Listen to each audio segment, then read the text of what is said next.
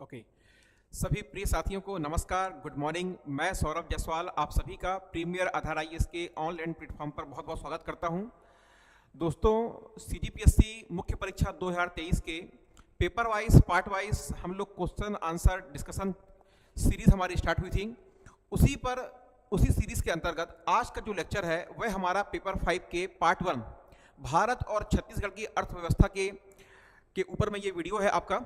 ठीक है, तो आज के इस पेपर हम देखेंगे कि आपकी सीजीपीएससी मुख्य परीक्षा 2023 में जो पेपर 5 है उसका जो पार्ट 1 है उसमें कौन कौन से ऐसे महत्वपूर्ण प्रश्न थे जो आपके आने वाले सीजीपीएससी एग्जाम 2024 के जो मुख्य परीक्षा है उसके लिए इंपॉर्टेंट है। तो चलिए क्लास को स्टार्ट करते हैं और आज की अपनी क्लास का पहला क्वेश्चन देखते हैं और इन्हीं क्वेश्चन के माध्यम से हम समझेंगे कि इस बार की जो आपकी मुख्य परीक्षा है या आने वाली परीक्षाओं के लिए किस तरीके से हमको 2 नंबर के प्रश्नों को, 4 अंक के प्रश्नों को, 8 अंक, 10 अंक और 15 अंक के जो आपके प्रश्न होते हैं उनको हमको कैसे उनके आंसर को फ्रेम करना है, कहाँ से हमको सोर्सेस लेना है, किस प्रकार का हमको डेटा इनपुट करना है, करेंट अफेयर को हमको किस तरीके से उसमें प्रयोग करना है, उन सभी प्रश्नों को हम आज के इस आंसर क्वेश्चन डिस्कशन के माध्यम से देखने वाले हैं।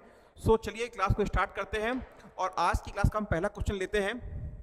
देखिएगा, मैंने आपको बताया पेपर 5 पार्ट 1 भारत एवं छत्तीसगढ़ की अर्थव्यवस्था पर आधारित आज का ये लेक्चर है और इसके अंतर्गत में जो आज का हमारा पहला क्वेश्चन है, तो पहला क्वेश्चन की ओर आगे बढ़ते हैं। सबसे पहले ये देखना है कि भाग 1 उत्तर की शब्द सीमा कितनी है, 30।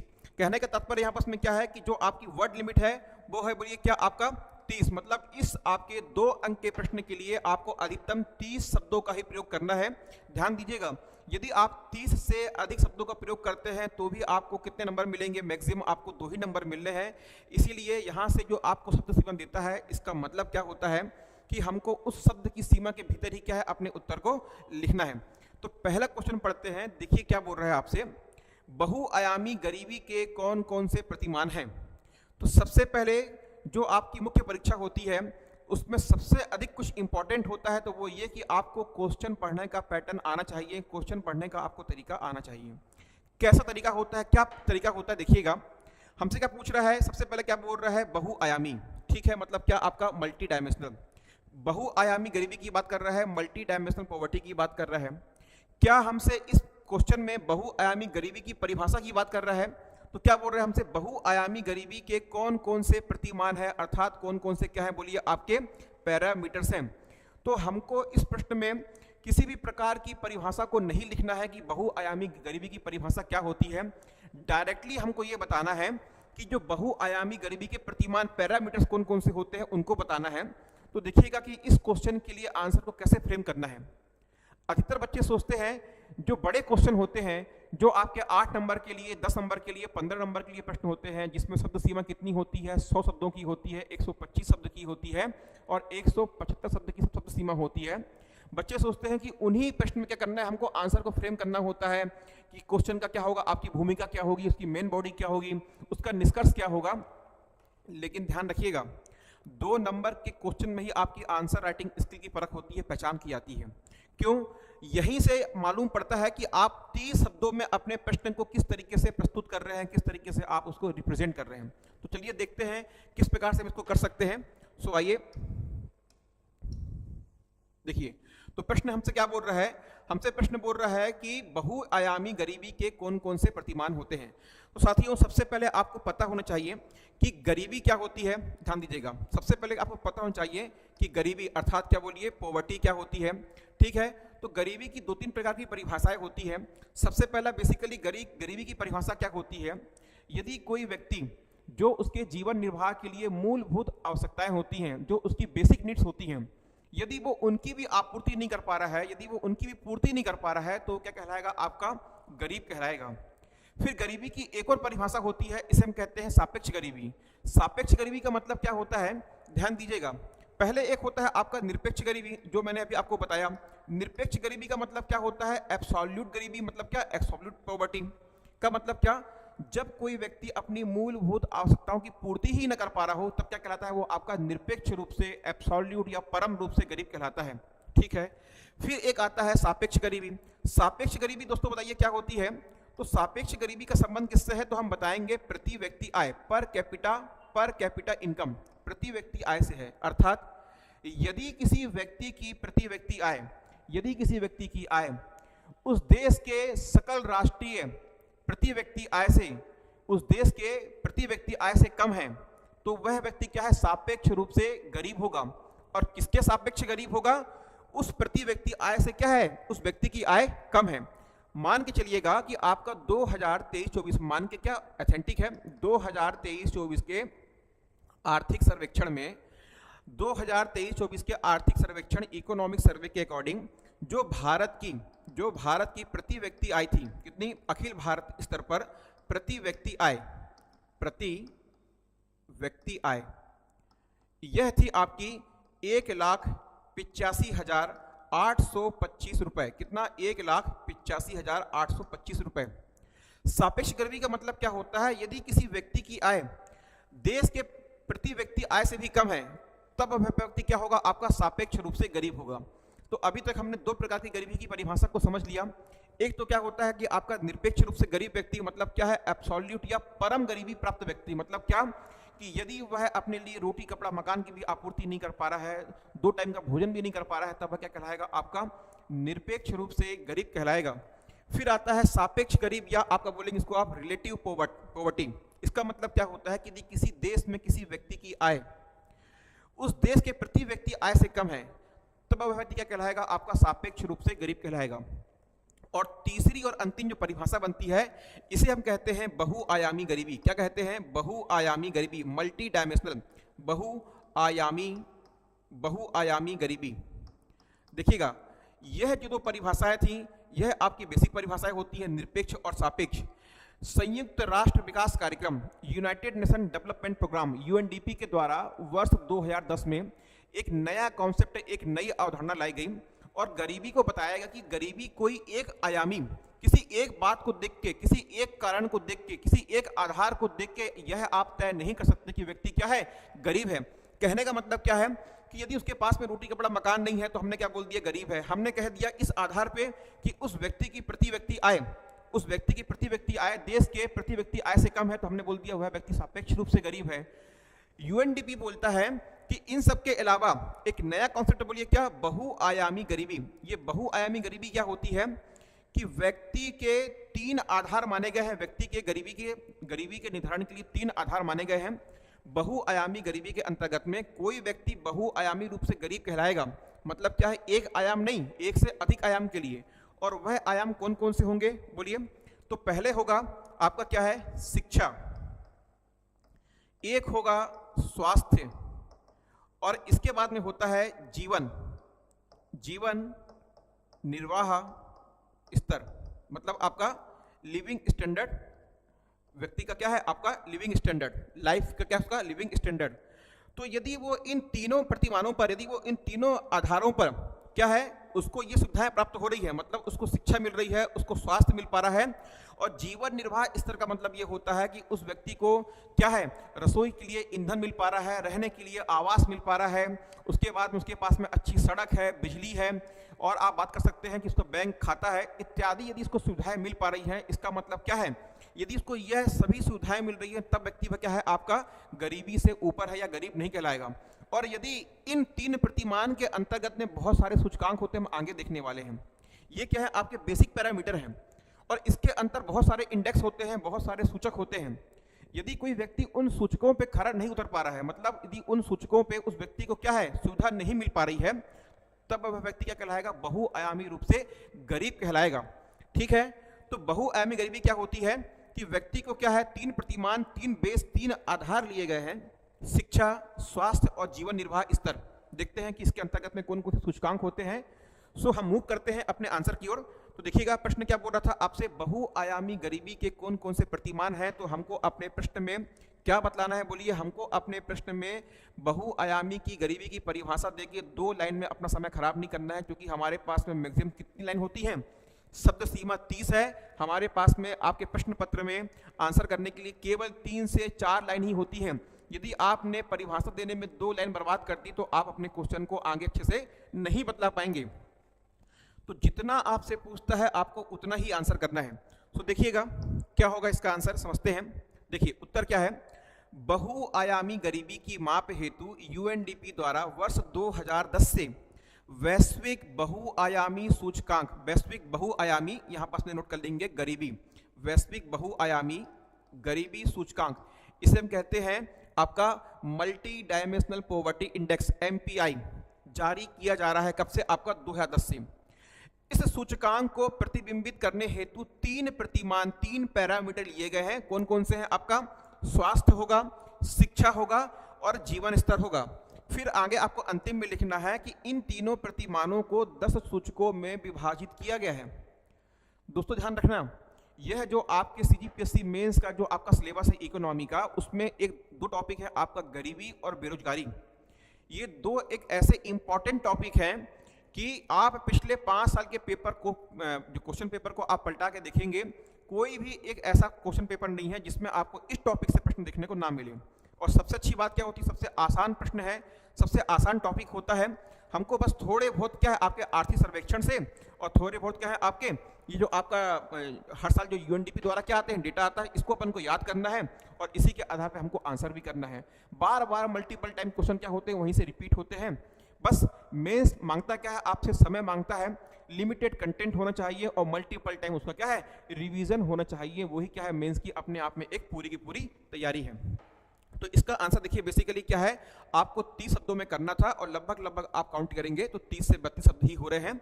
क्या हो रहा है? बहुआयामी गरीबी की माप हेतु यूएनडीपी द्वारा वर्ष 2010 से वैश्विक बहुआयामी गरीबी सूचकांक जारी किया जा रहा है। इस सूचकांक को प्रतिबिंबित करने के लिए, इसको रिप्रेजेंट करने के लिए 3 प्रतिमान लिए गए हैं। बोलिए कौन कौन से? शिक्षा, स्वास्थ्य और व्यक्ति का क्या है जीवन निर्वाह स्तर। और इन तीनों प्रतिमानों को, इन तीनों पैरामीटर्स को आगे जा करके 10 क्या है आपके इंडेक्स या सूचकों में विभाजित किया गया है। ठीक है, चलिए आगे देखते हैं। तो देखिएगा कुछ इस प्रकार से ये जो है आपका क्या है मल्टी डायमेंशनल पॉवर्टी इंडेक्स है। ध्यान दीजिए क्या लिखा हुआ है? Multi dimensional poverty index. ये आपको MPI दिखाई दे रहा होगा।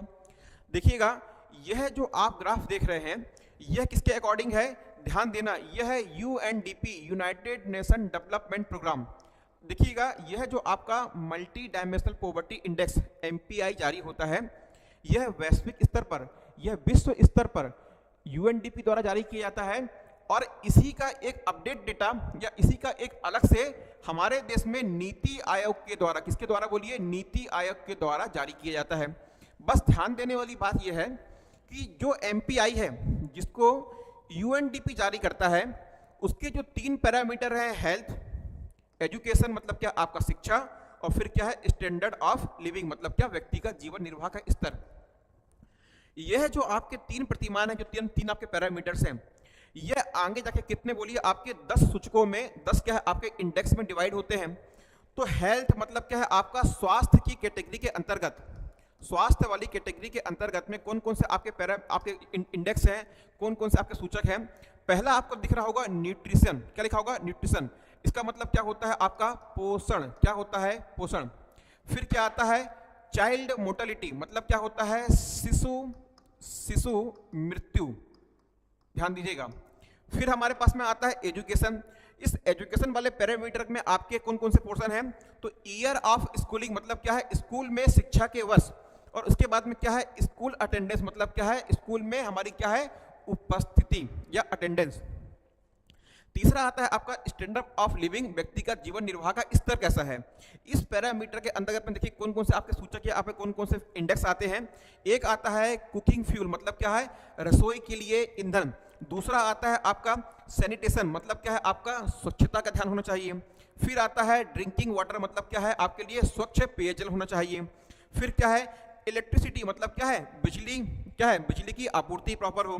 फिर क्या लिखा हुआ है? हाउस मतलब क्या है? आवास। और अंतिम में क्या है बोलिए? असेट मतलब क्या है? व्यक्ति के पास में मिनिमम परिसंपत्तियां। अर्थात आप यदि आर्थिक सर्वेक्षण पढ़ते होंगे तो उसमें देखने को मिलता होगा कि हमारे छत्तीसगढ़ में कितने लोगों के पास में घरों में टीवी है, कितने लोगों के पास में घरों में साइकिल है, मोटरसाइकिल है इत्यादि, फ्रिज वगैरह है। इस आधार पर भी तय करते हैं कि उस व्यक्ति का जीवन स्तर कैसा है।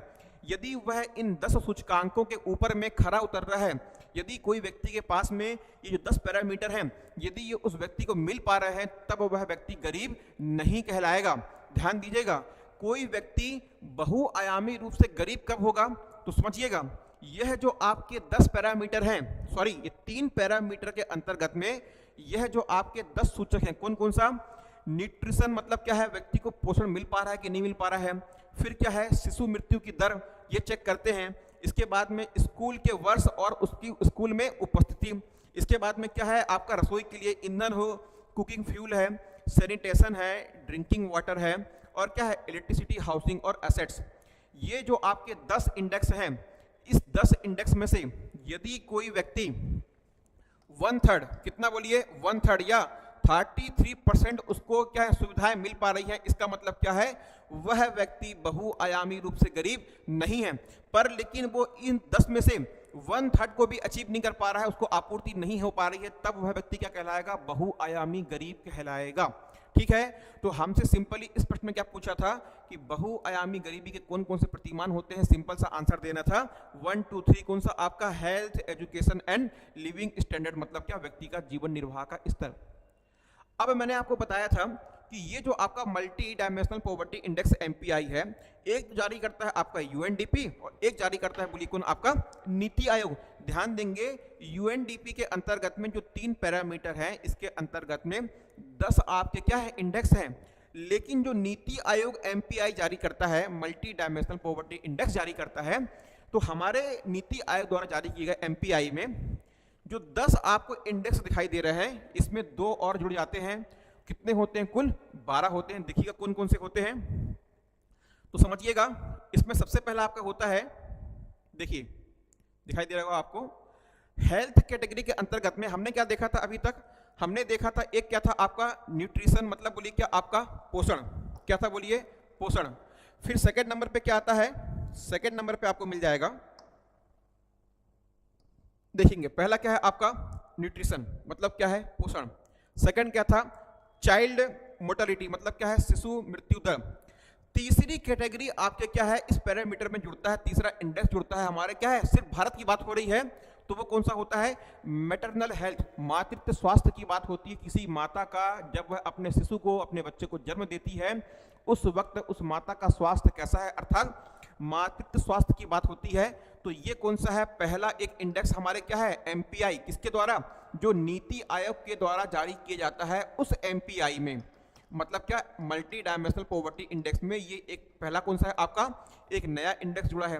फिर इसके बाद में देखिएगा एजुकेशन में कौन कौन सा है, ईयर ऑफ स्कूलिंग और स्कूल अटेंडेंस, इसमें कोई परिवर्तन नहीं है। परिवर्तन आपका हो रहा है स्टैंडर्ड ऑफ लिविंग में, तो कौन कौन सा हो रहा है देखिएगा, कुकिंग फ्यूल है, उसमें भी था, UNDP वाले में भी था, सैनिटेशन है, ड्रिंकिंग वाटर है, हाउसिंग है, इलेक्ट्रिसिटी है, एसेट्स है। क्या नया आ गया? Bank account. मतलब क्या है, भारत में एक नया आपका क्या इंडेक्स और जोड़ दिए कि यदि हर व्यक्ति के पास में क्या है, अपना खुद का बैंक अकाउंट होना चाहिए। यदि उसके पास में बैंक अकाउंट नहीं है तो इट मे बी पॉसिबल कि ही इज या सी इज क्या, आपका मल्टी डायमेंशनल पॉवर्टी की क्या कैटेगरी के अंतर्गत में आएगा। ठीक है, तो ये क्या हो गया आपका मल्टी डायमेंशनल पॉवर्टी इंडेक्स या बहुआयामी गरीबी सूचकांक। और बहुआयामी गरीबी क्या होती है, ये दोनों को आपने डिटेल में समझ लिया। आपके इसी पेपर में 2023 की मुख्य परीक्षा में देखिएगा कि लगातार गरीबी के टॉपिक से 3 प्रश्न देखने को आपको मिलेंगे, जिसमें से हमने पहले प्रश्न को डील कर लिया है। आइए अगले क्वेश्चन की ओर आगे बढ़ते हैं, देखते हैं अगला क्वेश्चन क्या बोल रहा है। देखिए, मांग जनित, लागत जनित एवं संरचनात्मक मुद्रास्फीति को समझाइए। ठीक है, explain the demand pull, cost push and structural inflation. ठीक है, 2 नंबर के लिए प्रश्न है और आपकी वर्ड लिमिट क्या है बोलिए, 30 वर्ड्स। ठीक है, 30 शब्द क्या है आपकी शब्द सीमा है। तो आइए देखिए इसका क्वेश्चन का आंसर क्या होगा। तो आपको डायरेक्टली इसमें बतलाना है कि मांग जनित, लागत जनित और संरचनात्मक मुद्रास्फीति क्या होती है। तो उसके पहले आपको पता होना चाहिए कि भैया मुद्रास्फीति क्या होती है। बताइए मेरे को कि मुद्रास्फीति क्या होती है। तो आप बताएंगे, देखिए जो मुद्रास्फीति होती है, इस मुद्रास्फीति शब्द में 2 है, एक क्या है आपका मुद्रा और एक क्या है स्फीति। मुद्रा का मतलब क्या होता है, मनी, और स्फीति का मतलब क्या होता है, फैलाव या एक्सपांशन। जब बाजार में मुद्रा की डिमांड, जब बाजार में मुद्रा या मनी की मांग की तुलना में क्या है उसकी आपूर्ति बढ़ जाए, उसका प्रसार बढ़ जाए, उसका फैलाव बढ़ जाए, उसे हम क्या कहते हैं, मुद्रास्फीति कहते हैं। और जब बाजार में मुद्रा की मांग की अपेक्षा में जब उसकी आपूर्ति, उसकी सप्लाई बढ़ जाती है, तो इसका प्रभाव क्या पड़ता है, जो वस्तु और सेवाओं की कीमतें होती हैं वह पहले की तुलना में क्या है, बढ़ जाती हैं। ठीक है, तो यही क्या है आपका मुद्रास्फीति और मुद्रास्फीति का प्रभाव। तो सबसे बड़ा प्रभाव क्या होता है जब बाजार में मुद्रास्फीति देखने को मिलती है, तो बोलिए क्या होता है, जो वस्तु एवं सेवाएं मतलब क्या आपका सर्विस एंड जो आपकी कमोडिटीज होती है उनमें क्या होता है, वस्तु एवं सेवाओं के जो कीमतें होती हैं, कीमत होती है, इनमें बोलिए क्या होती है, इनकी कीमतों में वृद्धि हो जाती है। किस कारण से होती है कि बाजार में क्या हो गया है, मुद्रा की मांग थी नहीं, लेकिन क्या उसकी सप्लाई, उसकी आपूर्ति क्या है, उसका फ्लो क्या है आपका बढ़ गया। तो इससे क्या होता है, वस्तु एवं सेवाओं की कीमतों में वृद्धि हो जाती है। ध्यान देंगे, जब वस्तु और सेवाओं की कीमतों में प्राइस लेवल में क्या होती है, इंक्रीमेंट, जब उनका प्राइस क्या है बढ़ जाता है। सपोज मान के चलिएगा कि आज यदि किसी वस्तु की कीमत कितनी थी, 100 रुपए, और मुद्रास्फीति के कारण उस वस्तु की कीमत कितनी हो गई, बढ़ के 110 रुपए हो गई। तो समझना यह है कि आज जो वस्तु 100 रुपए में आ रही थी पहले, मुद्रास्फीति इन्फ्लेशन के कारण वो कितने की आ रही है, 110 रुपए की आ रही है। मतलब क्या करना पड़ रहा है हमको, पहले की तुलना में 10 रुपए अधिक भुगतान करना पड़ रहा है। बोलिए हाँ या ना। ठीक है, इसका मतलब क्या हुआ, हमारे जो मुद्रा है, हमारी जो क्या है करेंसी है, जो मुद्रा का मूल्य है, बोलिए उसमें कमी हुई कि वृद्धि हुई। जो चीज सामान पहले 100 रुपए में आ रहा था अब कितने में आ रहा है, वो 110 रुपए में आ रहा है। इसका मतलब क्या हो गया, मुद्रा के वैल्यू में, मनी की वैल्यू में क्या हो गई, कमी आ गई। तो ध्यान देंगे, जब बाजार में मुद्रास्फीति आती है तो इफेक्ट क्या होता है, वस्तु और सेवाओं की कीमतों में क्या होती है, वृद्धि हो जाती है। और उसके फलस्वरूप और उसके रिजल्ट क्या होता है कि बोलिए आपका जो मुद्रा का मूल्य होता है, मुद्रा का जो मूल्य होता है, मुद्रा के मूल्य में बोलिए क्या होती है, मुद्रा के मूल्य में कमी आ जाती है। ध्यान रखना, और मुद्रा के मूल्य में कमी आने का मतलब ही क्या होता है, मुद्रास्फीति का दुष्प्रभाव। ध्यान दीजिएगा, इसीलिए कहा जाता है कि बाजार में मुद्रास्फीति आवश्यक है, परंतु कैसी, नियंत्रित मात्रा में आवश्यक है। आवश्यक तो बहुत जरूरी है, लेकिन नियंत्रित मात्रा में क्या है, बोलिए आपका स्टैंडर्ड लेवल पे आपकी मुद्रास्फीति या इन्फ्लेशन आवश्यक है। जब यह अति होती है, जब क्या है ये हाइपर होती है, तभी क्या होता है, वस्तु और सेवा की कीमतों में वृद्धि होती है, और फिर क्या है आपका जो हमारे पास में मुद्रा है उसके मूल्य में कमी आती है, परचेसिंग पावर में कमी आती है। जो सामान पहले 100 में खरीदे थे अब कितने में आ रहा है, 110 में आ रहा है। तो आइए अपने प्रश्न पे आते हैं। तो क्या है, मांग जनित मुद्रास्फीति क्या होती है, मतलब क्या है आपका डिमांड पुल क्या होती है, वस्तु एवं सेवाओं की मांग बढ़ने से कीमतों में हुई वृद्धि के कारण उत्पन्न मुद्रास्फीति। मतलब क्या है, वस्तु एवं सेवाओं की मांग बढ़ गई लेकिन क्या नहीं बढ़ा, उसके कंपेयर में वस्तु और सेवाओं की मांग तो बढ़ रही है परंतु उसकी आपूर्ति स्थिर या कांस्टेंट बनी हुई है, स्थिर बनी हुई है, और मांग बढ़ गई और आपूर्ति वही बनी हुई है। तो बोलो क्या होगा, जब मांग बढ़ेगी आपूर्ति नहीं बढ़ेगी तो क्या होगा, जो उस वस्तु और सेवा की कीमत थी वो क्या है, बढ़ जाएगी। आप देखते होंगे, सपोज क्या हो रहा है मार्केट में, जब कोई नई सब्जी आती है, कोई नया फल आता है, तो उसकी सप्लाई थोड़ी स्लो होती है। जैसे जब आपका सेब फल का सीजन आता है, जब आपका अंगूर का, जैसे भी गर्मी आ रही है तो गर्मी में बस अंगूर मार्केट में आना चालू हो गया है, ग्रेप्स आपके, तो देखिएगा क्या हो रहा है कि स्टार्टिंग में उसकी सप्लाई थोड़ी कम होती है। सप्लाई कम होती है तो आप देखेंगे क्या है कि उसका प्राइस अधिक होता है। क्यों होता है अधिक, डिमांड बढ़ी लेकिन सप्लाई कम है, लोग अंगूर खरीदना चाहते हैं लेकिन क्या सप्लाई कम है, तो प्राइस कर दिए, इसका प्राइस बढ़ा दिए। और जैसे ही क्या होगा कि जब अंगूर की जो आपूर्ति है, सप्लाई है, जब एक बड़ी मात्रा में होगा तो फिर बोलिए क्या होगा, और मांग उतनी नहीं रहेगी और सप्लाई अधिक हो जाएगी, तब क्या होगा आपका, बोलिए कीमतों में कमी आएगी। तो ध्यान दीजिएगा, यही क्या है आपका, जब वस्तु और सेवाओं की मांग बढ़ती है किसकी तुलना में, आपूर्ति की तुलना में, तब क्या होता है कि कीमतों में वृद्धि होती है। और इसी कीमतों में वृद्धि के कारण क्या होता है, रुपए के या क्या है मुद्रा के मूल्य में कमी होती है, और यही क्या होती है आपकी मुद्रास्फीति होती है। क्यों, पहले हमको 100 रुपए की जरूरत थी किसी सामान को खरीदने के लिए, अब कितने की रिक्वायरमेंट पड़ रही है, 110 रुपए की रिक्वायरमेंट पड़ रही है। मतलब क्या है, हमको मार्केट में 10 रुपए अधिक, हमको मार्केट में पहले की तुलना में 10 रुपए अधिक का प्रवाह, 10 रुपए अधिक का हमको फ्लो करना पड़ेगा। मतलब क्या हो रहा है, मार्केट में हमको मांग को पूरा करने के लिए, वस्तु और सेवा की मांग को पूरा करने के लिए मुद्रा की भी क्या है, आपूर्ति को बढ़ाना पड़ेगा। ठीक है, और मुद्रा की आपूर्ति को बढ़ाएंगे तो बोलो क्या होगा, मुद्रास्फीति होगी। ठीक है, तो ये क्या हो गया आपका मांग जनित मुद्रास्फीति। फिर आते हैं लागत जनित मुद्रास्फीति मतलब क्या है, आपकी कॉस्ट पुश इन्फ्लेशन। इसमें क्या होता है कि जो उत्पादन की लागत होती है, जो आपका प्रोडक्शन कॉस्ट होता है, बढ़ने से वस्तु एवं सेवाओं की कीमत बढ़ जाती है और जिसके कारण क्या है, आपकी मुद्रास्फीति की स्थिति बन जाती है। जैसा कि आपने देखा होगा, यदि मान लीजिए पिछले साल आपने आपने अपना मकान बनवाया होगा, तो लेबरों ने कहा होगा, जो मजदूर है उन्होंने कहा होगा कि भाई हम आपका क्या है, प्रतिदिन का दिहाड़ी कितना लेंगे, 300 रुपये लेंगे। अब यदि आज आप वर्तमान दोबारा मकान बनवाना चाह रहे हैं, कुछ काम करवाना चाह रहे हैं, तो आपने फिर से क्या है, मजदूर बुलवाया। अब उनने कितना बोल दिया कि भैया महंगाई बढ़ गई है, तो अब कितना लेंगे डेली मजदूरी का, 350 रुपये लेंगे। तो क्या हो गया कि अब जो आप काम करवा रहे हैं पहले की तुलना में कितना बढ़ गया, एक लेबर का चार्ज आपका 50 रुपये। मतलब क्या है, लागत मूल्य बढ़ गया। लागत मूल्य बढ़ेगा तो बोलो क्या होगा, मकान की कीमत भी बढ़ जाएगी। मतलब क्या है, वस्तु और सेवा की कीमत बढ़ जाएगी और इससे क्या होगा, बोलिए आपका मुद्रास्फीति देखने को मिलेगी। ठीक है, अब आते हैं तीसरे और अंतिम में, क्या बोल रहा है, संरचनात्मक आपकी मुद्रास्फीति मतलब क्या है, आपकी स्ट्रक्चरल इन्फ्लेशन। इसका मतलब क्या होता है, अधिक लचीली मौद्रिक नीतियों के कारण मुद्रा का मूल्य बढ़ी मांग की तुलना में गिर जाता है।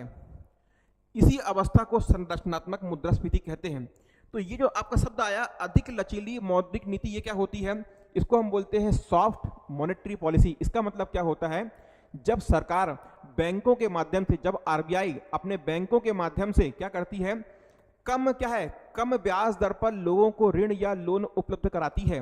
क्या है, जब आरबीआई बैंकों के माध्यम से एक लंबे समय तक आपके ब्याज दर पर, लो इंटरेस्ट रेट पर लोगों को ऋण या लोन उपलब्ध कराती है, तो इससे क्या होता है, लोगों के पास में अधिक पैसा आता है। लोगों के पास में अधिक पैसा आएगा तो लोग क्या करेंगे, तेजी से डिमांड क्या है, लोगों की मांग क्या है, तेजी से बढ़ जाएगी।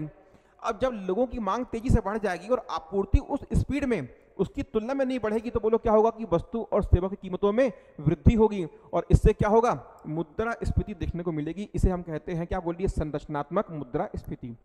सो मैं समझता हूं कि आपको ये क्वेश्चन अच्छे से क्लियर हुआ होगा। चलिए अपने अगले क्वेश्चन की ओर आगे बढ़ते हैं। नेक्स्ट क्वेश्चन देखते हैं क्या बोल रहा है आपसे। देखिए, बहुआयामी निर्धनता से आप क्या समझते हैं।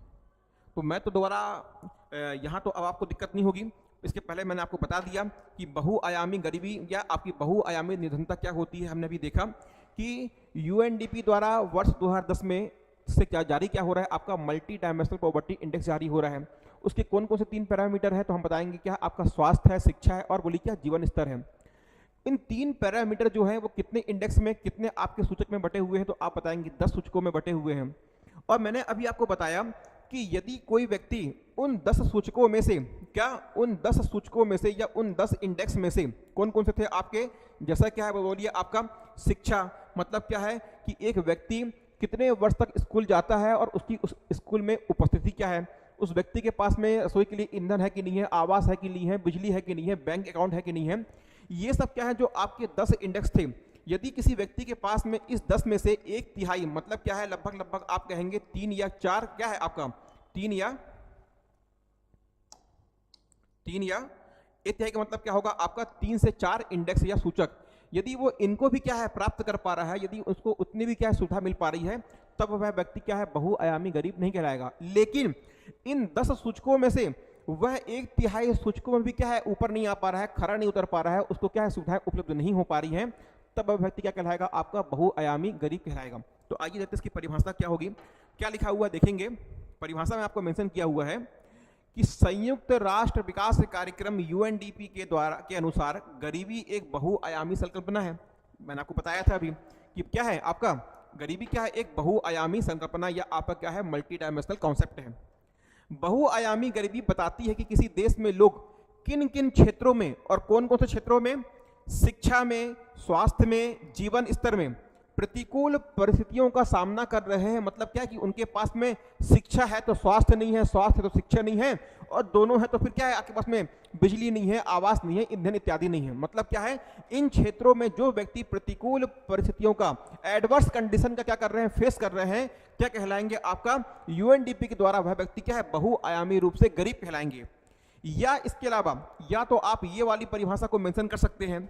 फिर क्या होगा, इसके अलावा एक व्यक्ति बहुआयामी रूप से गरीब है यदि वह यूएनडीपी द्वारा जारी वैश्विक बहुआयामी गरीबी सूचकांक, वैश्विक बहुआयामी गरीबी सूचकांक, वैश्विक बहुआयामी गरीबी सूचकांक के 10 संकेतकों में से 1/3 या 33% अधिक से वंचित है। मतलब क्या है कि जो अभी आपको मैंने बताया कि यदि जो 10 सूचकांक हैं उसमें से यदि वो क्या है 1/3 को भी नहीं पा रहा है या उनसे वंचित है तो क्या कहलाएगा, वो व्यक्ति बहुआयामी गरीब कहलाएगा। ठीक है, तो ये क्या हो गई आपकी बहुआयामी गरीबी की परिभाषा हो गई। तो देखेंगे कि गरीबी से आपका क्या है, एक ही टॉपिक से ये आपके उसी एग्जाम में वर्ष 2023 में आया हुआ सेकंड क्वेश्चन है। चलिए अगले क्वेश्चन की ओर आगे बढ़ते हैं और देखते हैं हमसे अगला क्वेश्चन क्या बोल रहा है, ध्यान से पढ़िएगा। छत्तीसगढ़ राज्य के निर्माण के समय शिशु मृत्यु दर में कितना सुधार हुआ है एवं सतत विकास लक्ष्य sustainable development goals SDG goals 2030 तक इसका क्या लक्ष्य रखा गया है। तो ध्यान देंगे, समझना ये हमको यहाँ पास देखिएगा कि क्या है कि हमारे छत्तीसगढ़ में शिशु मृत्यु दर वर्ष 2001 में कितनी थी, बोलिए। वर्ष 2001 में प्रति 1000 जीवित जन्म पर कितनी थी, 77। तो हम बताएंगे, इसको हम बोलते हैं IMR। क्या बोलते हैं, शिशु मृत्यु दर। ये IMR का मतलब क्या होता है, इन्फेंट मोर्टेलिटी रेट। मतलब क्या होता है कि प्रति 1000 मतलब क्या है, 1000 जीवित जन्म पर, 1000 जीवित जन्म पर, ध्यान दीजिएगा, 1 वर्ष से कम आयु, 1 वर्ष से कम आयु के बच्चों की, कम आयु के शिशु मृत्यु संख्या। मतलब क्या है, यदि 1000 बच्चे जीवित जन्म लेते हैं और उनके जन्म के बाद में 1 साल के भीतर जितने बच्चों की मृत्यु हो जाती है तो क्या कहलाएगा, वो आपका शिशु मृत्यु दर कहलाएगा। उसको बोलते हैं इन्फेंट मोर्टेलिटी रेट। तो ध्यान दीजिएगा कि आपको क्या बता रहा है और ये डेटा आपको कहां से मिलेगा, ये डेटा आपको मिलेगा, बोलिए कहां से, आपके छत्तीसगढ़ के आर्थिक सर्वेक्षण से। ठीक है, तो क्या बोल रहा है आपका कि 2001 में कितना था, यह जो आपका IMR था, बोलिए कितना था, 77। मतलब क्या है कि वर्ष 2001 में प्रति 1000, क्या आपका प्रति 1000 जीवित जन्म में कितने बच्चों की मृत्यु हो रही थी, आप बताएंगे 77 बच्चों की मृत्यु हो रही थी। जो वर्ष 2022-23 की स्थिति में घटकर कितना हो गया आपका, 38 हो गया। मतलब कितना हो गया आपका, घट के आपका 22-23 में कितना आ गया, 2022-23 तक कितना आ गया, बोलिए आपका, ये आपका 38 हो गया। ये आप बताएंगे। इसके बाद में संयुक्त राष्ट्र के सतत विकास लक्ष्य, मतलब क्या आपका SDG सस्टेनेबल डेवलपमेंट गोल्स 2030 के अकॉर्डिंग तक इसे कम करके, ध्यान दीजिएगा क्या बोल रहा है, यहां पर बोल रहा है आपका 12, कितना लिखा हुआ है, 12 नवजात शिशु एवं 25, कितना बोल रहा है, 25 5 वर्ष की आयु तक के शिशु करने का लक्ष्य रखा गया है। ये आपसे क्या बोल रहा है, समझिएगा। कहने का मतलब यहाँ ये है बच्चों, समझना। एक हमारे पास में क्या है, IMR, एक है IMR, एक हम बोलते हैं NMR, एक दूसरा कॉन्सेप्ट होता है NMR, और एक होता है U5, इसे हम बोलते हैं U5MR। समझिएगा ये IMR क्या होता है, NMR क्या होता है और U5MR क्या होता है, बहुत ही आसान है। IMR का मतलब क्या होता है, इसे हम बोलते हैं इन्फेंट, इसे हम क्या कहते हैं, infant mortality rate. Mortality rate मतलब क्या है, बोलिए क्या इसका मतलब हो गया आपका, शिशु मृत्यु दर। और इसमें कौन से आपके शिशु होते हैं, इसमें कौन से बच्चे होते हैं जिनकी उम्र कितनी होती है, 1 वर्ष से कम होती है, 1 वर्ष से कम। अब ध्यान देंगे इसके बाद में क्या आता है, NMR, इसको हम बोलते हैं नियोनेटल, नियोनेटल, फिर इसको बोलते हैं मोर्टेलिटी रेट। इसका मतलब क्या होता है, ऐसे बच्चे जिनका जन्म होने के बाद क्या होता है, ऐसे बच्चे जिनका जन्म हुआ और जन्म होने के कुछ ही क्या है घंटों के बाद में, कुछ ही क्या है घंटों के बाद में उन बच्चों की क्या होती है, मृत्यु हो जाती है। तो क्या कहलाते हैं वो आपके नियोनेटल या न्यू बर्न क्या है, मतलब ऐसे नवजात शिशु जो जन्म लेने के कुछ ही घंटों के भीतर में क्या जिनकी मृत्यु होती है, उन्हें हम क्या कहते हैं, NMR, या उन्हें बोलते हैं नियोनेटल मोर्टेलिटी रेट। इसके बाद में आता है U5MR, इसका मतलब क्या होता है, अंडर 5 ईयर, क्या बोलते हैं, अंडर 5 ईयर मोर्टेलिटी रेट, क्या अंडर 5 ईयर मोर्टेलिटी रेट, मृत्यु दर। इसका मतलब क्या होता है कि वह बच्चे जो जन्म से लेकर के, जिनका जन्म हुआ, जन्म लेने के बाद 5 वर्ष की आयु या उसके पहले यदि उनकी मृत्यु हो जाती है, मतलब क्या है आपका 1 वर्ष से अधिक और 5 वर्ष के पहले यदि उन बच्चों की मृत्यु होती है तो उनको हम क्या बोलते हैं, U5MR, under 5 year mortality rate. ध्यान दीजिएगा। तो हमारे SDG सस्टेनेबल डेवलपमेंट गोल में इन दो के लिए, किन के लिए ध्यान देना बच्चों, इन दो के लिए, NMR के लिए और UMR के लिए टारगेट सेट किए गए हैं, लक्ष्य तय किए गए हैं। इसके लिए क्या किया गया है, ये आपका बोला गया कितना करना है, इसको हमको घटा के 2030 तक कितना करना है, वर्ष 2030 तक क्या करना है हमको, जो हमारे SDG क्या है, हमारे जो SDG गोल्स हैं इसके अकॉर्डिंग क्या करना है, इसको हमको 12 करना है। और जो आपका U5MR है इसको कितना करना है, इसे हमें घटा के 25 पे लेके आना है। लेकिन कहीं भी आपके SDG गोल 2030 में IMR के बारे में क्या है, मेंशन नहीं किया हुआ है, तो ये आपके लिए डेटा मिसिंग है। ठीक है, तो यहाँ पास में क्या है कि आपको ये मेंशन कर देना था कि NMR कितना है 12 और आपका U5MR कितना है 25। ठीक है, तो कुछ इस प्रकार से इस क्वेश्चन का आंसर होता आपका। ठीक है, कि छत्तीसगढ़ में जब राज्य बना 2001 में तो उस समय कितना था आपका IMR या आपका शिशु मृत्यु दर कितना था, बोलेंगे 77।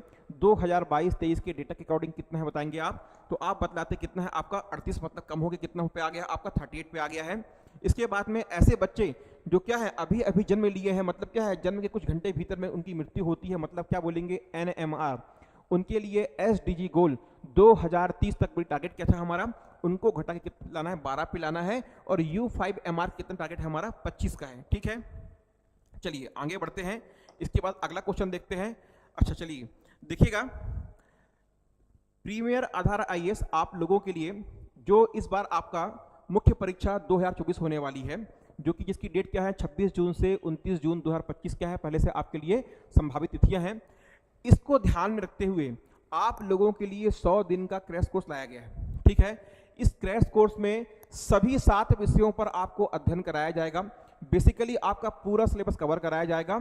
और सिलेबस कवर कैसे हो पाएगा इन 100 दिनों में, क्योंकि भाई आप तो सुनते होंगे यार कि 12 से 15 महीने लगते हैं आपके एग्जाम को, जो आपका CGPSC का जो मेंस का सिलेबस होता है उसको कवर कराने के लिए।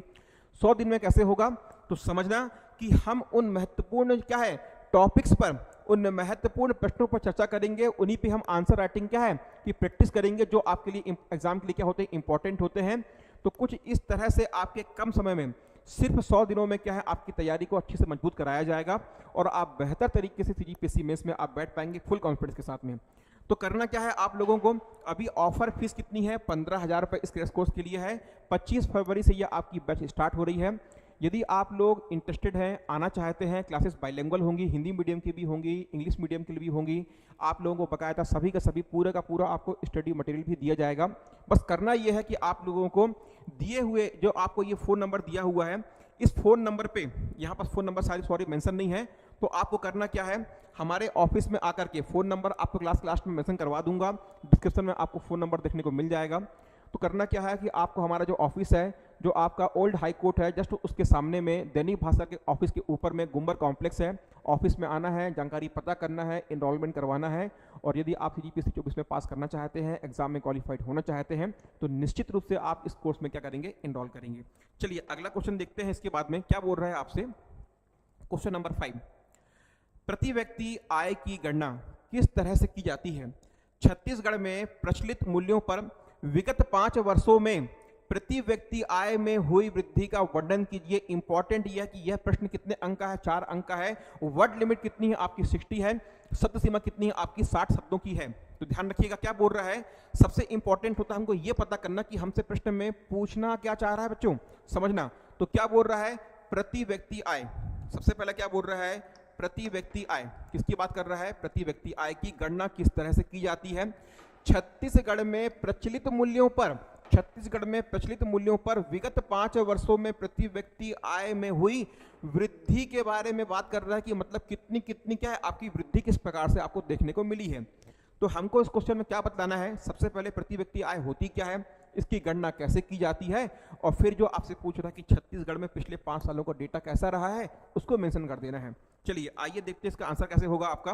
तो आप बतलाएंगे किसी देश में, आप बतलाएंगे कि किसी देश में प्रति व्यक्ति अर्जित की जाने वाली औसत आय क्या कहलाती है, देश की प्रति व्यक्ति आय कहलाती है। मतलब क्या होगा कि यदि हम पूरी क्या है जो हमारे देश का कुल राष्ट्रीय शुद्ध राष्ट्रीय उत्पाद कैसे आपका लागत मूल्य पर, हम बोलते हैं ना NNP net national product at factor cost, जो किसी देश की शुद्ध राष्ट्रीय आय होती है, यदि उसको देश की संपूर्ण जनसंख्या से विभाजित कर दें तो हमको क्या मिलता है, हमको मिल जाता है प्रति व्यक्ति आय।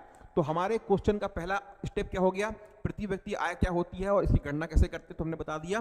प्रति व्यक्ति आय की गणना कैसे होती है कि राष्ट्रीय आय को जब क्या है देश की कुल जनसंख्या से भाग देते हैं तो हमको क्या मिलता है, प्रति व्यक्ति आय मिल जाती है। अगला देखते हैं, बताएंगे कि आर्थिक सर्वेक्षण, ये आपको जरूरी है मेंशन करना कि यदि आप कभी एग्जाम में मेंशन कर रहे हैं कुछ डेटा को तो आपको ये बताना जरूरी होता है कि वह डेटा आपने कहां से लिया, आर्थिक सर्वेक्षण से लिया, बजट से लिया, या किसी संस्थान जैसे आपका नीति आयोग वगैरह है, कोई मंत्रालय है, उसका विभाग है, तो वहां से यदि आपने कोई डेटा लिया है तो आपको बकायदा वहां मेंशन करना पड़ेगा कि ये जो आप डेटा प्रस्तुत कर रहे हैं वह डेटा आप कहां से ले रहे हैं। ठीक है, तो क्या बताएंगे, आर्थिक सर्वेक्षण 2023-24 से उपलब्ध आंकड़ों के अनुसार विगत 5 वर्षों में छत्तीसगढ़ में प्रचलित मूल्यों पर प्रति व्यक्ति आय, देखिए क्या था आपका डेटा, समझिएगा।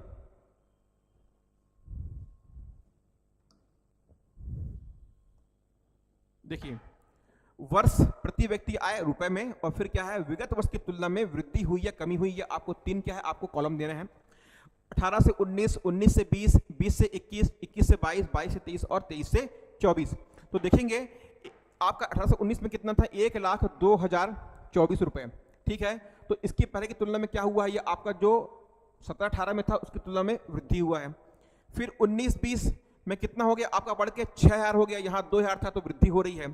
फिर आप 20-21 में देखेंगे, ध्यान देना, यहाँ पास में 1,06,611 रुपए है, और आपका 20-21 में कितना हो रहा है, 1,06,117 रुपए हो रहा है। तो यहाँ पास में क्या हो गया 611, और यहाँ कितना है 117, मतलब क्या हो गया कि आपके पिछले वर्ष की तुलना में क्या है कमी हो रही है। तो विशेष रूप से आपको क्या करना है, यहाँ पास में इस प्रकार से इसको अंडरलाइन कर देना है, क्या इस प्रकार से आपको अपनी आंसर कॉपी में अंडरलाइन करना है और बताना है कि क्या हुआ, यहाँ पास में कमी हो रही है। ठीक है, 21-22 में कितना हो गया, 1,22,000, 22-23 में कितना हो गया 1,37,000 रुपए, और 23-24 में कितना हो गया आपका 1,47,361 रुपए। तो इस प्रकार से क्या करना है आपको, प्रचलित मूल्यों पर जो छत्तीसगढ़ के पिछले 5 साल का आपका डेटा है इसको आपको मेंशन करना है। अब आप सोच रहे होंगे सर कि ये डेटा याद कैसे हो पाएगा, तो ध्यान दीजिएगा इतना कठिन नहीं होता है। सीजीपीएससी की यही तो खासियत है कि आपको क्या है लिमिटेड पढ़ना है, पर आपको क्या करना है उसको बार बार रिवाइज करना है। बहुत ज़्यादा डेटा नहीं है कि आपको लगे कि सर कि इतना सारा डेटा कैसे याद करेंगे, डेटा बहुत अधिक नहीं होते हैं, बार बार आप देखेंगे मल्टीपल टाइम क्वेश्चन नहीं से रिपीट होते हैं, तो आपको पता रहता है कि हमको कौन कौन से डेटा को पढ़ना है। कुछ लिमिटेड डेटा रहता है उनको आपको याद करना होता है। तो चलिए अगले क्वेश्चन की ओर आगे बढ़ते हैं और देखते हैं क्या कह रहा है अगला क्वेश्चन हमसे, समझिएगा। गरीबी रेखा को परिभाषित कीजिए, गरीबी रेखा को परिभाषित कीजिए। भारत में गरीबी की सीमा एवं कारणों के बारे में उल्लेख करिए। 4 अंक का प्रश्न है, ध्यान दीजिएगा। सेम ईयर 2023 की मुख्य परीक्षा में गरीबी टॉपिक पर ये तीसरा क्वेश्चन आ गया, तो देख लीजिएगा कि ये टॉपिक कितना इंपॉर्टेंट होता है। क्या बोल रहा है, गरीबी रेखा को परिभाषित करो, भारत में गरीबी की सीमा और गरीबी के कारण। तो आपको सबसे पहले ये आइडेंटिफाई करना कि वो हमसे क्या क्या पूछना चाह रहा है, हमारे पास में प्रश्न कितने अंकों का है और शब्द सीमा क्या है। 4 अंक का प्रश्न है, वर्ड लिमिट आपकी कितनी है 60 है। ठीक है, तो क्या पूछ रहा है, गरीबी रेखा की आपसे सिंपल परिभाषा पूछ रहा है, पॉइंट नंबर 1। फिर क्या पूछ रहा है कि भारत में गरीबी की सीमा मतलब क्या है, लिमिट क्या क्या होती है, किसकी, गरीबी रेखा की लिमिट क्या क्या होती हैं। ठीक है, और इसके बाद में क्या है, भारत में गरीबी के कौन कौन से कारण हैं, इनके बारे में आपको बतलाना है। बेसिकली आपको 60 शब्दों में इस प्रश्न का उत्तर लिखना है। तो कोशिश आपको ये करना है, क्या कोशिश आपकी ये होनी चाहिए कि क्या करना है, पहले आपको इसकी परिभाषा को 20 शब्दों में, इसके बाद में गरीबी की सीमा को 20 शब्दों में, और इसके बाद में क्या है जो उसके कारण है उसको 20 शब्दों में आपको लगभग आंसर को लिखना है। तो देखते हैं कि कैसा हमारा आंसर होगा, समझिएगा। देखो क्लियर है, देखिए सबसे पहले गरीबी रेखा की आपको परिभाषा देना है। तो क्या बताएंगे परिभाषा में, हम बताएंगे कि गरीबी रेखा वह रेखा होती है उस प्रति व्यक्ति औसत, ध्यान दीजिएगा, गरीबी रेखा वह रेखा होती है जो उस प्रति व्यक्ति औसत मासिक, और सबसे इंपॉर्टेंट होता है गरीबी में क्या बोलिए, व्यय।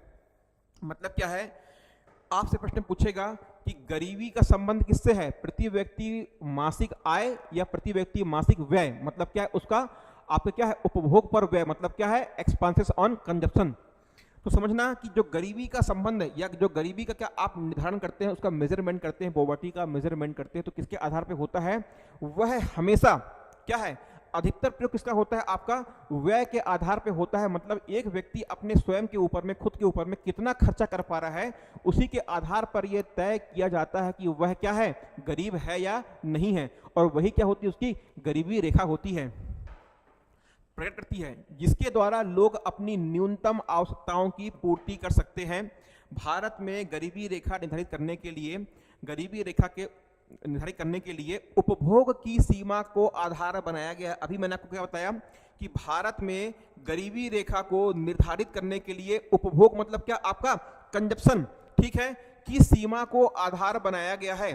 पूर्व में योजना आयोग और वर्तमान में नीति आयोग के द्वारा समय समय पर क्या है, बहुत सारी समितियों का गठन किया गया और यही समिति क्या करी, इन समितियों ने क्या है, समय समय पर गरीबी रेखा का क्या किया है, बोलिए, निर्धारण किया है कि गरीबी रेखा का क्या है, आपका मेजरमेंट क्या क्या होगा। उन समितियों में से बात करते हैं। पहली समिति आती है आपकी गाडगिल समिति। ध्यान दीजिएगा, गरीबी रेखा के निर्धारण से संबंधित आपकी 5 से 6 समितियां हैं।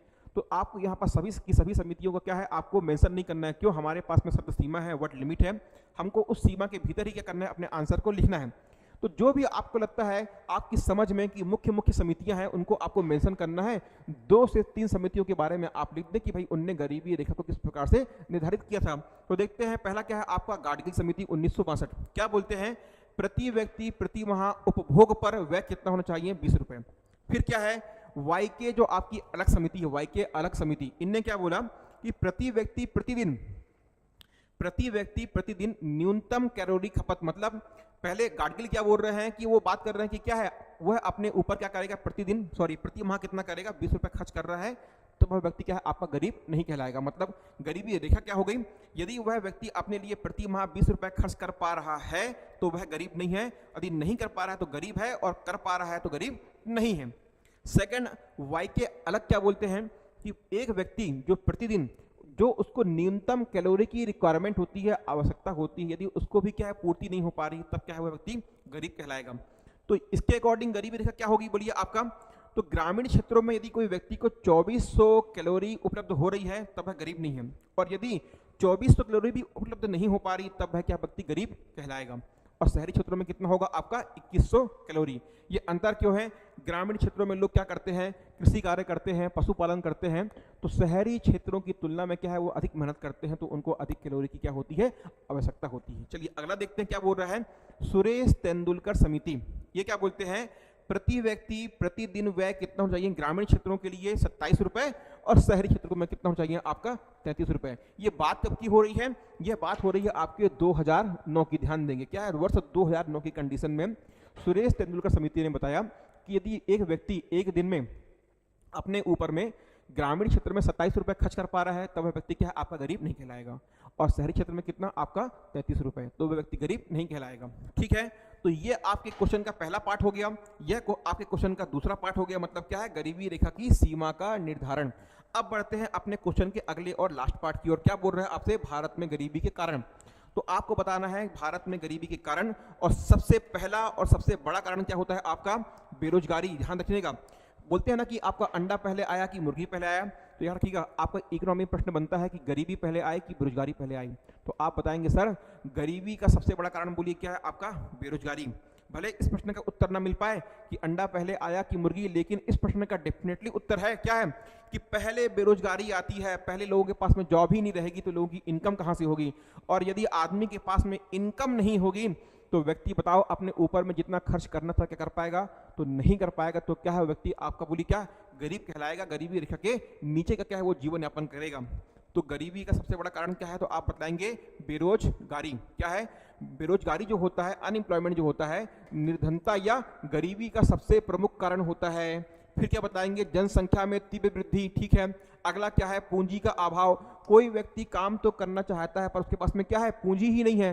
सपोज एक बहुत ही कमजोर व्यक्ति, गरीब व्यक्ति है, वो चाहता है क्या कि मैं गुपचुप का ठेला खोल लूं, लेकिन गुपचुप का ठेला खोलने के लिए उस व्यक्ति के पास में 20,000 रुपए या 5,000 भी नहीं है। तो क्या है? पूंजी का अभाव। ये भी क्या है, अपने आप में गरीबी का एक बहुत बड़ा कारण होता है। इसके बाद में आते हैं शिक्षा, स्वास्थ्य एवं आधारभूत अवसंरचना, इंफ्रास्ट्रक्चर, यदि गवर्नमेंट का क्या है, गवर्नमेंट शिक्षा पर, स्वास्थ्य पर, और बोलिए क्या है आपका आधारभूत क्या है अवसंरचना, मतलब क्या है रोड, सड़क, बिजली, मकान इत्यादि पे बहुत धीमा काम कर रही है, तब भी क्या है यहां से गरीबी की क्या है समस्या उत्पन्न होती है। ठीक है, चलिए जैसे कि क्या है आपका शिक्षा, शिक्षा का मतलब क्या होता है, यदि कोई व्यक्ति 8वीं पास या 12वीं पास है तो कम से कम वो क्या है बेसिकली चीज़ों को पढ़ सकता है, समझ सकता है, तो उसके पास में क्या है उस आधार पे, शिक्षा के आधार पे क्या है वो आगे किसी भी स्किल को, किसी भी कौशल को सीख सकता है और आगे उसको क्या है रोजगार मिल सकता है। लेकिन यदि व्यक्ति शिक्षित ही नहीं है तो कैसे आपका वो व्यक्ति कौशल को प्राप्त करेगा, स्किल को प्राप्त करेगा, ये असंभव है। ठीक है, तो इसीलिए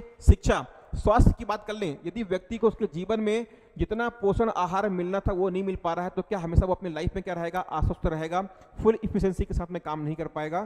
तो ये सब क्या है आपके गरीबी के प्रमुख कारण हैं। तो चलिए अगले क्वेश्चन की ओर आगे बढ़ते हैं और देखते हैं हमारा नेक्स्ट क्वेश्चन क्या बोल रहा है। यह देखिएगा इंपॉर्टेंट यहाँ पर क्या है आपका भाग 3 है और क्या बोल रहा है, यह प्रश्न आपके 8 अंकों का प्रश्न है और याद रखिएगा यहाँ पास में वर्ड लिमिट कितनी है आपकी 100। बच्चों ध्यान रखना, आप 2 अंक के प्रश्न का वर्ड लिमिट कितना होता है 30, 4 का 60 और 8 में कितना आ गया 100। यदि आप देखेंगे तो मोटा मोटा जो आपका होता है कि जो आपके 1 अंक के पीछे, मतलब क्या है 1 अंक के पीछे लगभग 13 से 15 क्या बोलिए 13 से 15 शब्द आपको लिखने होते हैं। आप काउंटिंग करके देख लो, 2 अंक के प्रश्न को देख लोगे तो बच्चों बोलो क्या मिलेगा, आपके 2 अंक कितना हो गया आपका 15 दूनी 30 शब्द, 4 के लिए क्या हो गया 15 चौक 60 शब्द, 8 के लिए कितना हो गया, बोलिए कितना हो जाएगा आपका 15 अट्ठे 120, तो कितना हो गया लगभग आपका 100 हो गया। मतलब क्या है 13 से 15 शब्द जो होते हैं 1 अंक के लिए होते हैं आपके निर्धारित। चलिए तो देखते हैं इस क्वेश्चन का आंसर क्या होगा, पहले क्वेश्चन पढ़ लेते हैं और क्वेश्चन हमसे क्या बोल रहा है समझेंगे। क्वेश्चन हमसे कह रहा है, देखिए पढ़िए, एक उभरती हुई अर्थव्यवस्था में जब तक निरपेक्ष गरीबी घट रही है तो बढ़ती हुई असमानता कोई गंभीर चुनौती नहीं है। इस कथन का विश्लेषण कीजिए।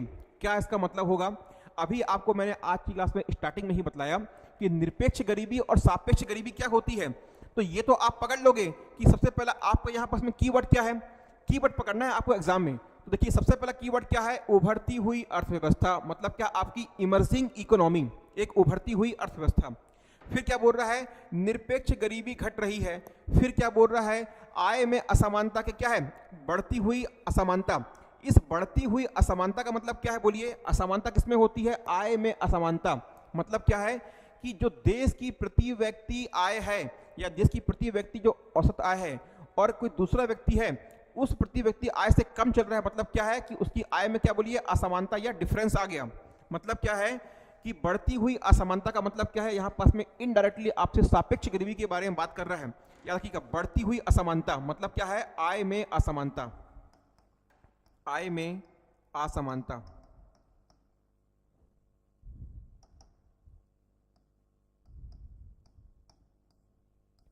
ठीक है, कोई गंभीर चुनौती नहीं है। इस कथन का सबसे इंपॉर्टेंट को आपसे क्या पूछ रहा है, विश्लेषण कीजिए। मतलब क्या है कि आपको एनालाइज करना है कि जो प्रश्न में आपको क्या है एक स्टेटमेंट दिया हुआ है कि भाई उभरती हुई अर्थव्यवस्था में निरपेक्ष गरीबी मतलब क्या है, पूर्ण गरीबी या एब्सोल्यूट गरीबी या परम गरीबी तो घट रही है, लेकिन क्या हो रहा है, इसके घटने के साथ साथ में क्या हो रहा है कि व्यक्ति के क्या है आय में असमानता बढ़ रही है। मतलब जो व्यक्ति की प्रति व्यक्ति आय होनी थी वह उतनी ना होकर क्या हो रही है, कम हो रही है।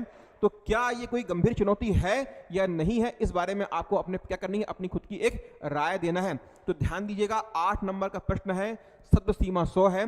तो बेसिकली क्या करना है कि हमको भूमिका में, ध्यान दीजिएगा, भूमिका में क्या करना है, हमको भूमिका जो हमारी होगी 20 से 30 शब्द की होगी अधिकतम।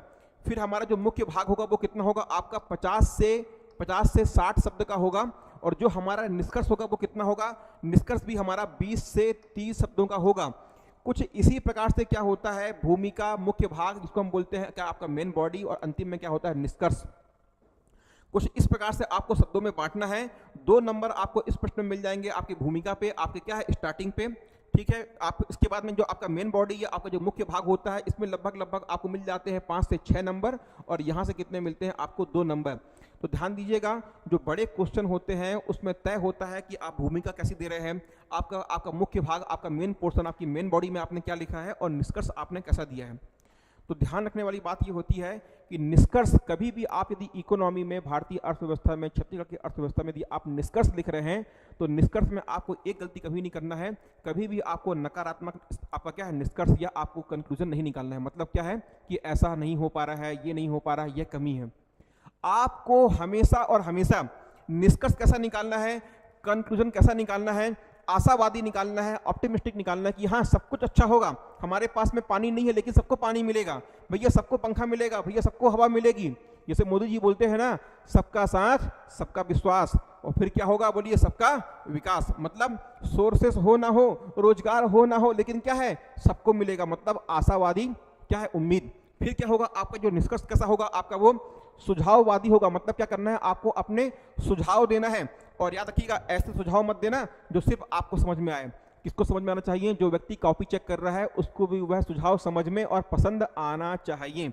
और अंतिम में क्या होता है, जब आप निष्कर्ष लिखेंगे तो सुझाववादी हो, आशावादी हो, और अंतिम में बोलिए क्या होगा आपका, वह सकारात्मक। कभी भी आपको नकारात्मक क्या है निष्कर्ष नहीं निकालना है। इकोनॉमी हमेशा क्या है सकारात्मक सोच सकती है, चाहे आपका जंगल में आग लग जाए, भूकंप आ जाए, बाढ़ आ जाए, लेकिन क्या है अर्थव्यवस्था बोलती है कि हमेशा क्या होगा, विकास की ओर हम आगे बढ़ेंगे। ठीक है, तो कभी भी आपको निष्कर्ष नकारात्मक नहीं लिखना है, हमेशा निष्कर्ष कैसा होगा आपका, सकारात्मक होगा, सुझाववादी होगा और आशावादी होगा। चलिए तो अपने क्वेश्चन के आंसर की ओर बढ़ते हैं। सबसे पहला हमारा भूमिका, जो हमारा आपका फेस स्टार्ट होगा वो क्या होगा, देखिएगा निरपेक्ष गरीबी। समझना, हमको बतलाना क्या है कि निरपेक्ष गरीबी क्या होती है। निरपेक्ष गरीबी वह स्थिति है जिसमें व्यक्ति बुनियादी आवश्यकताओं की पूर्ति नहीं कर पाता, जबकि देश में बढ़ती हुई आय में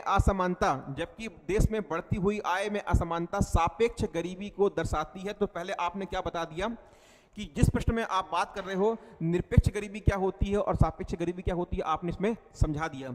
फिर देखिएगा, संयुक्त राष्ट्र विकास कार्यक्रम यूएनडीपी के अनुसार गरीबी एक बहुआयामी क्या है आपकी अवधारणा या संकल्पना है, जिसका प्रत्यक्ष संबंध किससे होता है, व्यक्ति के जीवन निर्वाह स्तर में सुधार से होता है। ध्यान दीजिएगा, हम क्या बता रहे हैं कि गरीबी की ये जो आपने गरीबी की परिभाषा है ना, ये परिभाषा के अलावा एक और क्या होता है, यूएनडीपी के अनुसार बोलिए क्या होता है, गरीबी एक बहुआयामी अवधारणा है। मतलब क्या है कि यदि व्यक्ति के जीवन में क्या हो रहा है, निरपेक्ष गरीबी में सुधार हो रहा है, लेकिन आय में असमानता बढ़ रही है, और साथ में क्या है उस व्यक्ति के जीवन निर्वाह स्तर में सुधार नहीं हो रहा है, तो व्यक्ति क्या बहुआयामी गरीब कहलाएगा। ध्यान दीजिएगा, फिर क्या बोल रहा है आपसे, तेजी से आर्थिक विकास और सामाजिक क्षेत्र में विभिन्न योजनाओं एवं कार्यक्रमों के माध्यम से चरम गरीबी को कम किया गया है।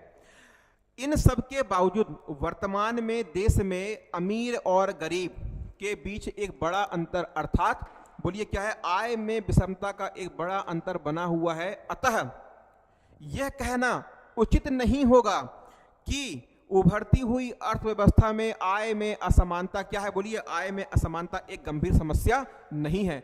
आपने क्या बता दिया कि नहीं, उभरती हुई अर्थव्यवस्था में यदि आय में असमानता बन रही है, इसका मतलब व्यक्ति के पास में इनकम ही कम आ रही है, तो वह उस व्यक्ति का जीवन निर्वाह का स्तर अच्छा कैसे हो पाएगा, अच्छा ही नहीं हो पाएगा। क्यों, इनकम ही नहीं उतनी, तो वह अपने बिजली पे, घर पे, मकान पे, ईंधन इत्यादि पे खर्च कैसे कर पाएगा, नहीं कर पाएगा। शिक्षा पे, स्वास्थ्य पे खर्च कैसे करेगा, नहीं कर पाएगा। क्यों, आय कम है। तो यदि आय कम हो रही है तो हम ये कह दें कि ये कोई गंभीर समस्या नहीं है, तो ये कहना गलत होगा। तो आपने क्या बता दिया कि उभरती हुई क्या आपकी अर्थव्यवस्था में यह कहना उचित नहीं होगा क्या कि यदि आय में असमानता बढ़ रही है तो यह एक गंभीर समस्या नहीं है, यह कहना उचित नहीं होगा। आइए अगले अपने इस क्वेश्चन के अंतिम पोर्शन पे आते हैं, और फिर आपको क्या बतलाना है कि सरकार द्वारा विभिन्न योजनाओं के माध्यम से किए जा रहे प्रयास।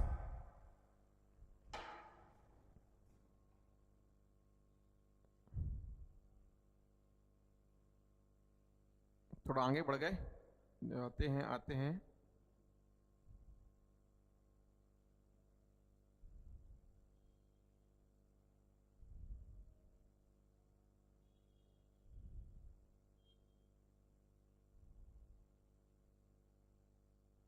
देखिएगा, इस पे आते हैं।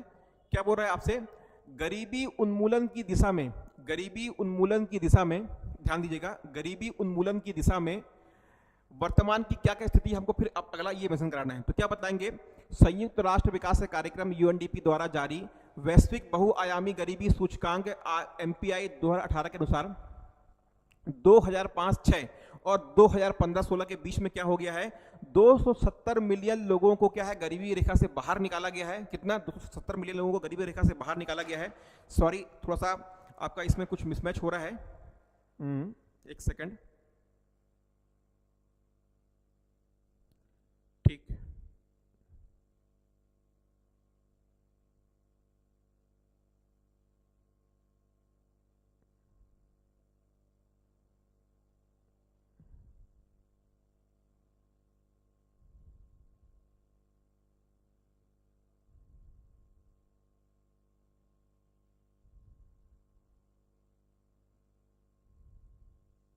चलिएगा हम यहाँ से देखते से आगे बढ़ते हैं।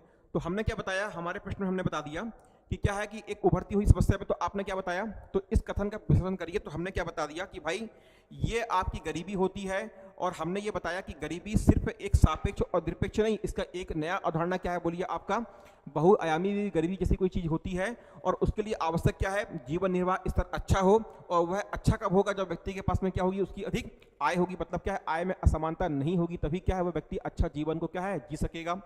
और यही कारण है कि ध्यान रखिएगा कि किसी भी उभरती हुई या आपकी इमर्जिंग इकोनॉमी में यदि ऐसा हो रहा है कि व्यक्ति के क्या है आय में असमानता बढ़ रही है, मतलब क्या है कि जितनी उसकी आय होनी थी उतनी आय नहीं हो पा रही, तो बोलिए क्या होगा आपका, इससे क्या होगा कि वह व्यक्ति अपने जीवन जो स्तर को उसको जीना था वह नहीं जी पाएगा। और इस कारण से क्या होगा, यह एक गंभीर चुनौती बनी रहेगी। अर्थात आपको डिनाइन करना है कि अतः यह कहना उचित नहीं होगा कि एक उभरती हुई अर्थव्यवस्था में आय में असमानता एक गंभीर समस्या नहीं है। तो ठीक है, कुछ इस प्रकार से हमने क्या है अपने इस प्रश्न का उत्तर देखा। तो आई होप आज की क्लास में इतनी रखते हैं। मैं ऐसी उम्मीद करता हूं कि आपको ये क्लास अच्छी लगी होगी, पसंद आया होगा। कुछ स्लाइड्स वगैरह मिसमैच हो गई हैं अंतिम में एक आध क्वेश्चन वगैरह में, तो उसको हम अपनी अगली क्लास में डील कर लेंगे, कोई बात नहीं है। यदि आप लोग को ये वीडियो अच्छा लगा, थोड़ा बहुत यदि आप लोगों को समझ में आ पाया, तो आप लोग अपने कमेंट्स छोड़िएगा। जो कुछ भी आपको अपने सुझाव देना है तो वो भी आप कमेंट सेक्शन में जरूर बतलाएंगे। तो चलिए, मैं ऐसी उम्मीद करता हूँ कि वीडियो आपको अच्छा लगा होगा। यदि आपको वीडियो पसंद आया होगा तो चैनल को सब्सक्राइब करिएगा, बेल आइकन को दबा लीजिएगा। मिलते हैं आपसे अगली क्लास में, तब तक के लिए सभी साथियों को नमस्कार, जय हिंद।